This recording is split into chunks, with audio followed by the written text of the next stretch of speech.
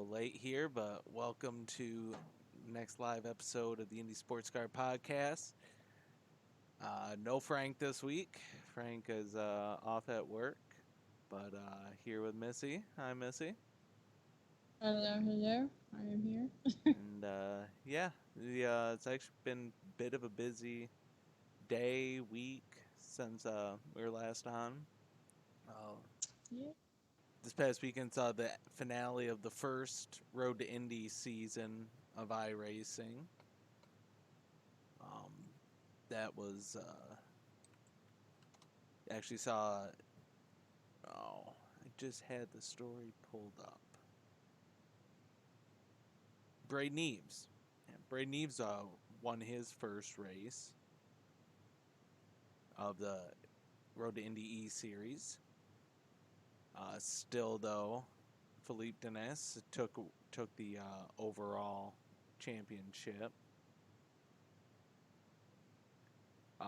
Also of note, Edward Barrichello. Um, he finished on the podium in 100% of the 5 races that they had, which is pretty good. The Philippe Denis, he chose the COVID-19 Solidarity Response Fund as the recipient of the $2,600 that they raised through all the teams that all the drivers and teams that participated in the Road to Indy E series paid an entry fee for the series, and all that money was then donated to a charity of the winner's choosing. So they'll be doing that as well. For the other news, the upcoming another 5 race Road to Indy E series that they just announced today. It will be headlined. It's sponsored now by TireRack.com. So it'll be known as the TireRack.com Road to Indy iRacing E Series presented by Cooper Tires. As if that wasn't a mouthful. That will be continuing or starting another 5-race iRacing series beginning on May 6th, 1 week from Saturday. Okay. Nope. No, it'll actually be a Wednesday. Next week, Wednesday. I was wrong. It'll be a Wednesday night event.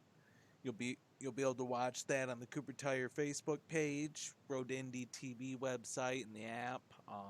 It's being hosted by Rob Howden again, good friend of the show, official voice of the Road to Indy, and Jonathan Simon from Apex Racing TV, big name in iRacing broadcasting, and esports stuff. You'll be able to watch it through. They'll be doing the broadcasting.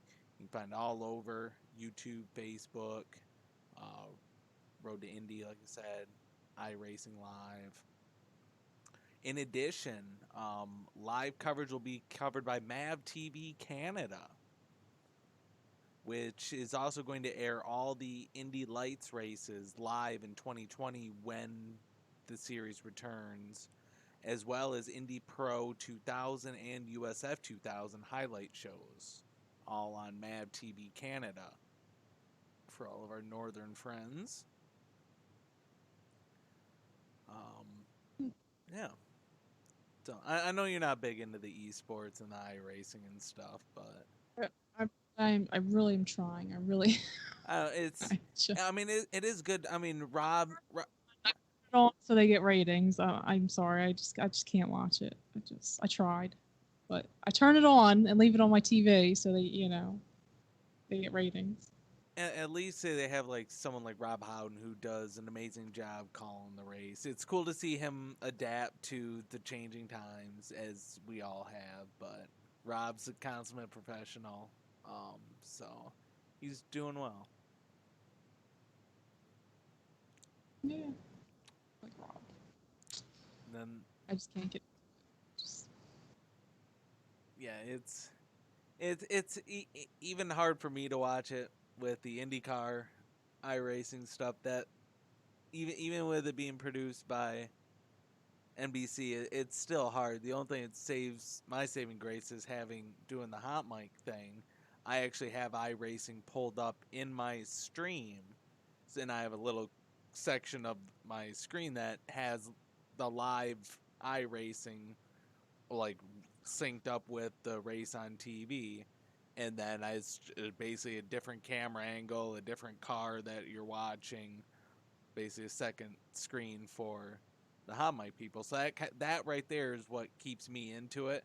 But if it wasn't for being in the iRacing and like doing all that, I wouldn't be able to watch that whole race on TV.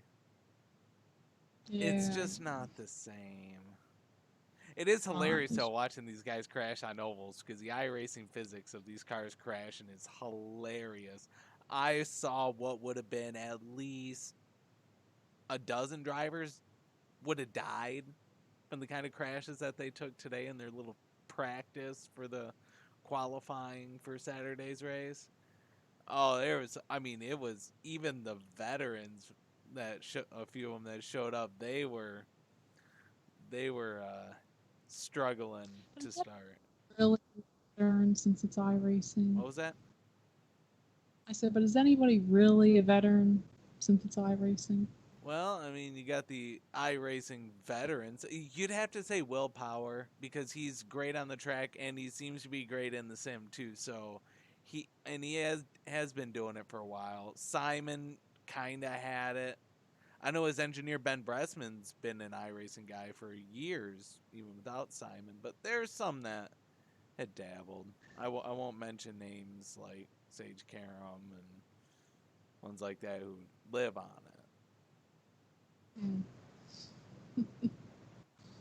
But it was cool to see. Today they had the qualifying for this Saturday's virtual Indy 175. It's not quite 500 miles, a lot shorter. It's only 70 laps, but they had a provisional little bump day today.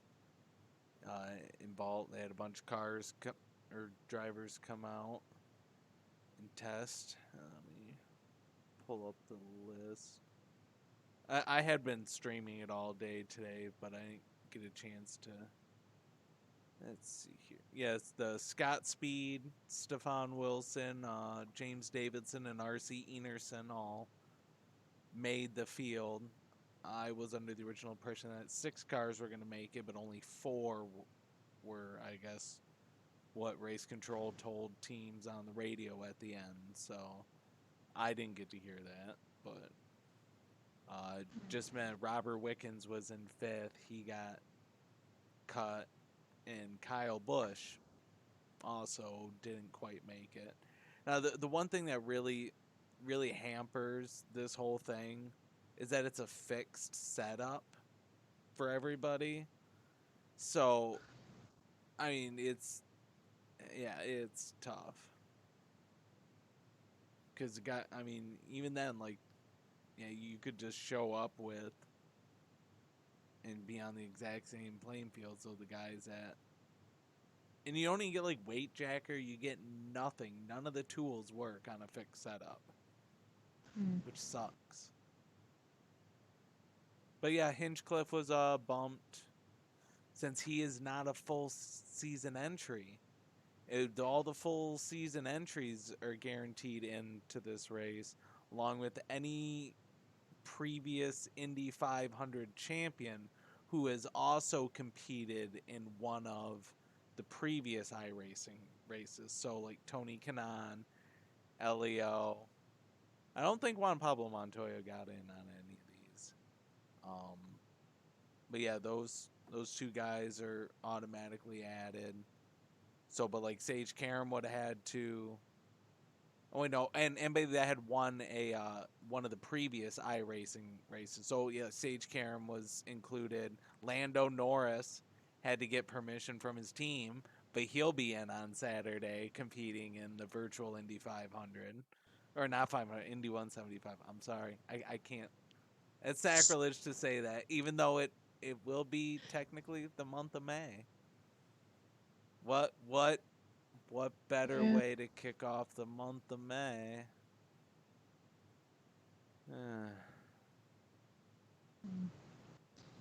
Oh yeah, I guess so.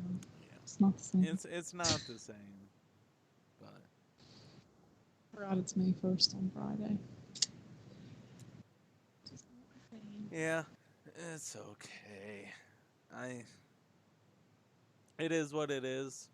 It sucks, but it will be back. We will be back. I will Yeah, be but at a track this year. If I'm not at a track this year, then I'll be very mad. But I can't foresee a reason why, out of all the races I plan on attending, why I wouldn't be able to do any of them. Unless everything gets scrapped and there are no races. But even now I'm seeing reports that they might do some basically races without fans that are produced for TV. So like they would have the race one weekend and then like the next weekend broadcast the race in prime time or something like that. Which I mean, I guess it's better than yeah, nothing. but then I don't know if any media would be allowed to attend because having media there, all you're gonna do is spoil the race, and NBC's not gonna want anyone to spoil the race. You're not gonna have any media Yeah, at that race. yeah. Kind of seems pointless. Hey, Almost I like mean, if NBC gets the ratings and if the series and the promoters, I mean, because basically now it's all TV money that has to get split up between the series and the promoters, because the tracks aren't gonna spend their money and resources to have everybody out for free and not get any chunk of whatever money may come from it, which would likely be TV money. They would want to cut of the TV deal, so I don't know. yeah. But I mean, I saw one new report thing today that there are series already asking teams to expect to further cut the number of personnel they're allowed to have at the track on a race weekend. So initially for St. Pete, they told teams 25 people, like basically 25 staff per car. So mechanics, like your overwall crew, the driver is included, truck driver, mechanic, or like strategist. So now they're telling teams to cut that down to 20. Now, granted, back in the leaner days of IndyCar, they were running 15 a weekend per car. So it's not like scraping the bottom of the barrel, but you're likely not going to get hospitality. Like team hospitality won't be there. A lot of the luxury stuff won't be there. Be very stripped down. A lot easier to find people though. Yeah, that'd be true. Easy to hunt down that interview Yeah, it would be. if they allow media there. Yeah, Which, yeah, yeah. It's, mm, but I don't know. It's very, very interesting times we're living in. just very strange times. Well, I have gotten back into some other stuff. I started watching wrestling Started again. watching wrestling. I did. I started watching wrestling again. Yeah. I used to watch it when I was in high school, which none of your business how long ago that was. Anyone, okay? And haven't watched it in a while, so I started watching it the last couple months, and yeah, I'm getting back into it. It kind of does stink without the audience, though. I'll tell you that. They're doing it in their performance center down in Orlando, with nobody there but the commentators. It's definitely different. I But I guess it's something to entertain me because I can't watch hockey. I can't watch, baseball. I can't watch anything. That is. I'm not. I'm not like a. I don't want to have a show that I watch every single week. So I don't really watch TV that much to begin with, anyway. So just kind of. Yeah, I miss the days of the NWO. Oh I yeah. should They I used to have should that wear my I long should ago wear 'cause my NWO shirt. it's what's his name? It's Triple H's 25th 5th anniversary or something. Oh He boy, was in Hunter Hearst 20, Helmsley. I know. I was like, wow, 25 years. Jeez. That's been a while. That's why they were counting down his like top 10 like what do they call it? His top 10 like career not career changing moments, but like his top moments in his I know. life, which was it was so weird because the one moment they had in there was Stephanie Yeah. McMahon walking in to his locker room when Trish Stratus was like bent over and he was like behind her, and I was just like, how is that one of his like top moments in his wrestling career? I don't What? understand that I one. mean, was something nefarious happening, or was it like Yeah, legitimate? Like it was a wrestling thing. no, it was he was trying to show her some move because they were apparently they were like they were going to be tag team partners that night or something. So she went in there to, say, can you show me some moves, and he was like, sure.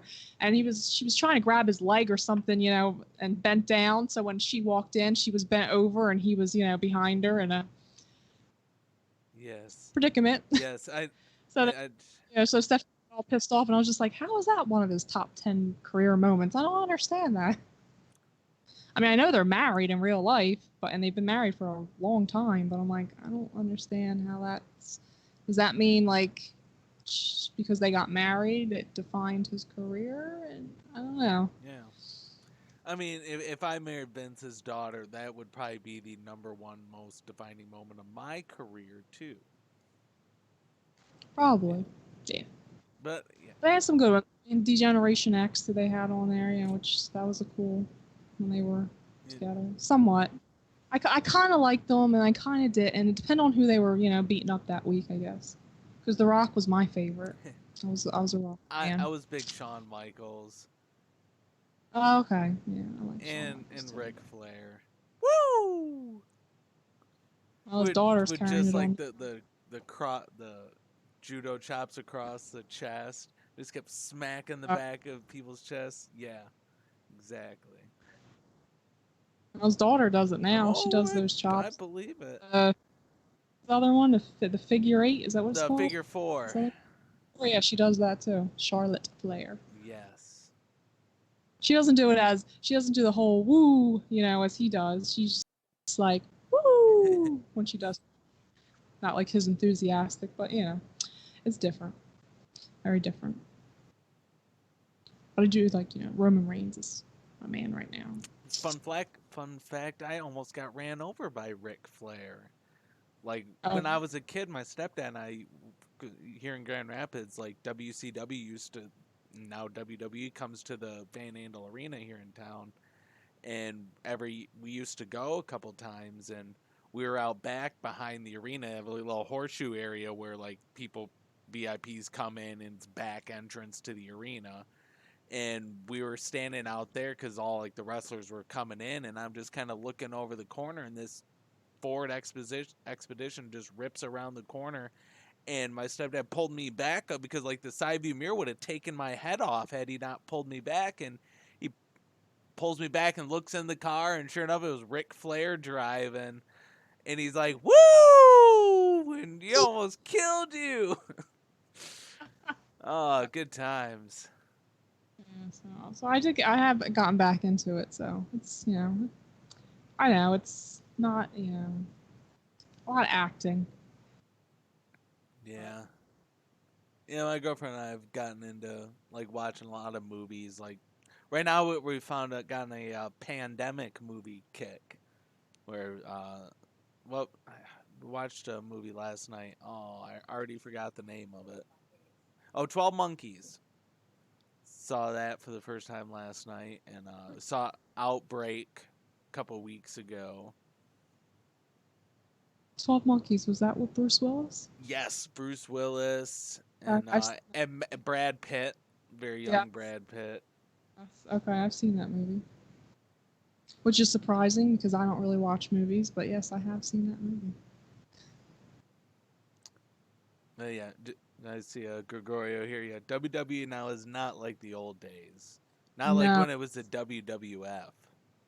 Mm-mm. And I still miss WCW. My heart was always WCW. I watched a little WCW back in the day, but now WWE is definitely not what it used to be. Because there's not that. I mean, there's some guys that I like because it's like you have to look at them differently. There's Raw on Monday night and then there's SmackDown. It's like they're two different. It's not all combined. I mean, I guess when I started watching it, SmackDown became like a separate entity like back then. Yeah, it was supposed to be like an A list was like Raw, and then like your B list, your up and coming guys was like your SmackDown, and now like they have the NXT, which is like the ladder system. Yeah, I've been yeah. Here we go. Here's a Gregorius. It's like Cart in the IRL. Yeah, WCW and NWO, Cart in the IRL. They both ended up merging together under the one's name. Well, they kind of renamed themselves. Only they didn't yeah. split and cause everybody to fall away. No, no.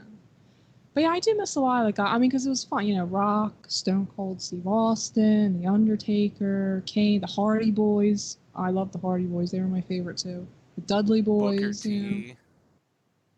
I wasn't a fan of Booker T. Oh, the Hmm. Harlem Heat. Oh, those guys were awesome. The Bushwhackers.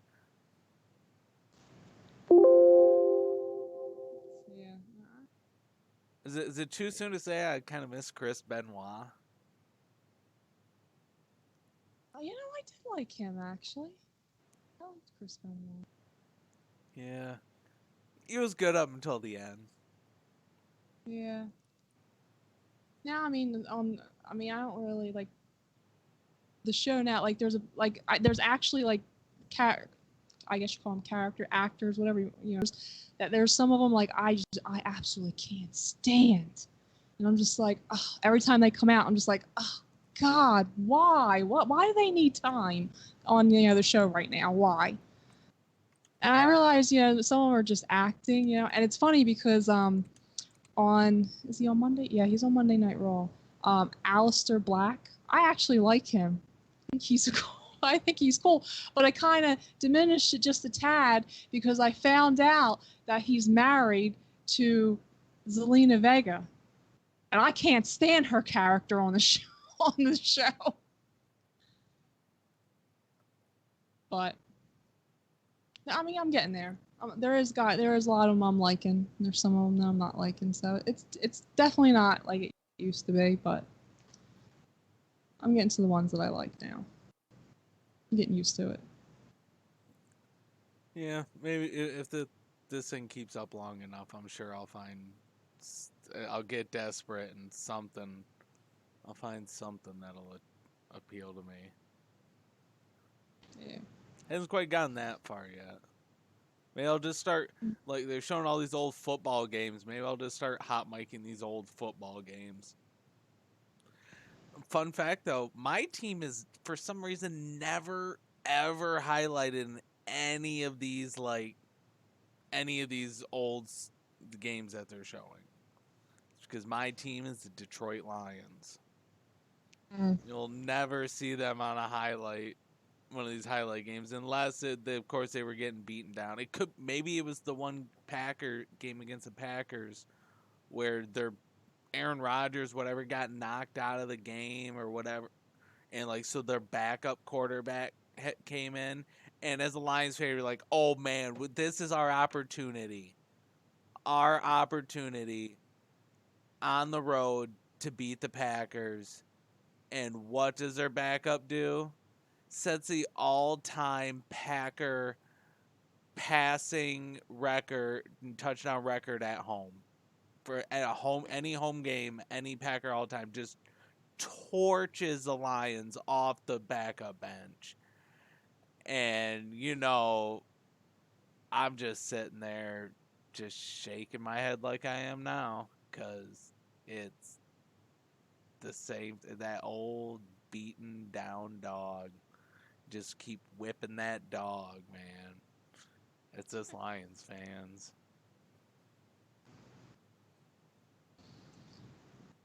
Well, I can't say too much. I didn't really watch the virtual draft. I didn't. I The got a only little thing drunk. is we drafted a freaking quarterback. I'm like, why? We need defense. Yeah, you Redskins. Yeah. Gregorio, you Oh, oh, Redskins fans. Yeah, no, no, no. I'm sorry. I'm sorry. Don't you mean that racist team in the nation's capital? No, no, no. I am not a Redskins fan. No, no. And no, the same division as Eagles. You can't be. It's like saying you're a Giants fan or a Dallas fan. Lose every game of the year except to the Giants, Redskins, or Dallas. we win every game except in the division. Not those teams. Any other team but them. We could lose every game of the year. I'm perfectly okay with that. It's like us Michigan fans. We'll win just about every game except for Ohio State, and it'll be a disappointment of a season.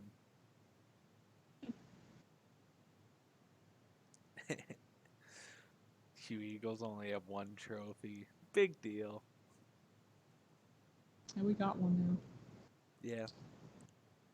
That's all that's important. Can't say, well, you don't have any championship trophies. We have one now.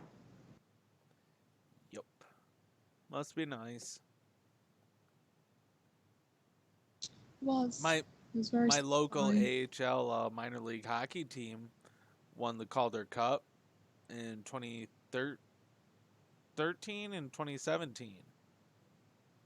Mhm. So, and I was there in 17, right at ice level, right behind the glass when they won it. It was an awesome moment.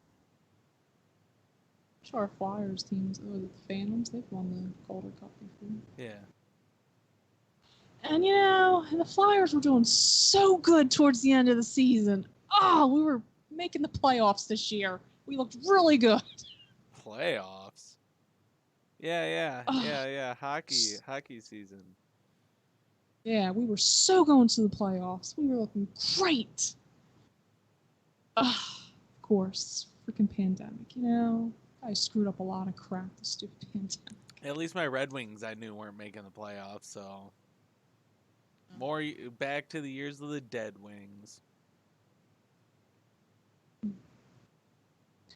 Who knows when anything's gonna get going again? Yeah, I hope it's soon. Because this whole quarantine fatigue is getting real. Yeah. At least I don't have to live with Frank. It could be worse. Yeah, you certainly could be. Yeah, that's my life. Living with Frank. At least you got the cat. Yeah, with the cat, the fat cat. Yep, and the dog to keep me company. Hmm. It's all his hours.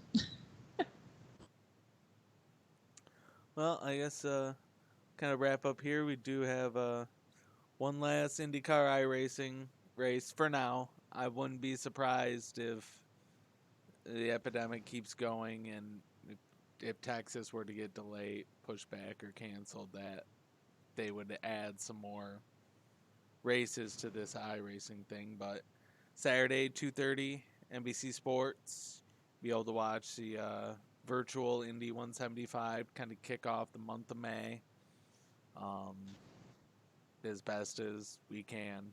It ain't much, but it's something. It could be worse. It could be kicking off the month of May with a virtual Indy Grand Prix.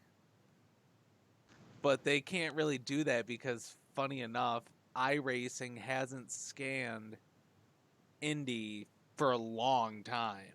Like, since before they redid the road course, when they brought back the Indy Grand Prix in like 2014 or whatever, when they repaved the infield road course and redid it, they haven't scanned it since before. I think they scanned it 2011 Centennial.